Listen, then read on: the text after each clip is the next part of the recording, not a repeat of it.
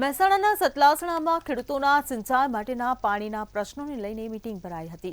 ખેડૂતોનું કહેવું છે કે સિંચાઈના પાણી માટે તળાવ નહીં ભરવાને લઈ અમારી સાથે અન્યાય થઈ રહ્યો છે। રંગપુર ગઢનું તળાવ તેમજ અન્ય બીજા 2 તળાવ ભરવામાં આવે તો 20થી વધુ ગામડાના ખેડૂતોને સિંચાઈના પાણીનો લાભ મળી શકે તેમ છે। ખેરાલુ ધારાસભ્યને રજૂઆત કરવા છતાં કોઈ નિરાકરણ આવ્યું નહીં, ત્યારે એક ખેડૂત આગેવાને તળાવ નહીં ભરાય તો પાણી નહીં તો વોટ નહીંની ચીમકી ઉચ્ચારી છે। અમે અહીંયા હોટલપુર ગામમાં અહીંયા ઉપસ્થિત થયા છીએ। અહીંના આજુબાજુના ગામડાના એટલે 22 થી 25 ગામના જે મિત્રો, જે ગામ લોકો, જે ખેડૂતો અહીંયા ઉપસ્થિત થયા છીએ।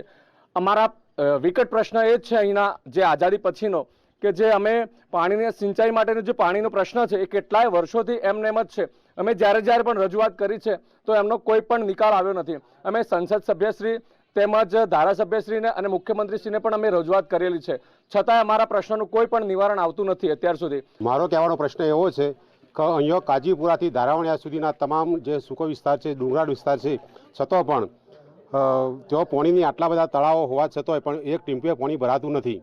તો આ સરકારને મારે ખાસ વિનંતી છે કે જો અહીંયા વરેઠા, દાહોલ, ડાલીસરા એ ઊંચો વિસ્તાર હતો છતાં પણ તેઓ જો પાણી જો સરકારની પાઇપલાઇન નાખીને જો પાણી ભરી શકતા હોય તો તેનો સૂકો પ્રદેશ લીલો થઈ ગયો।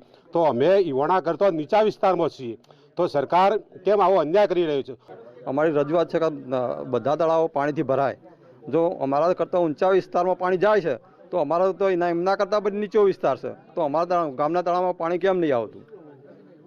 તો આવો ભેદભાવ કેમ છે? તો અમારા પાણી માટે અમે ધારાસભ્ય શ્રી, સાંસદ સભ્ય, કલેક્ટર શ્રી તેમજ મુખ્યમંત્રી શ્રી રજૂઆત કરેલી।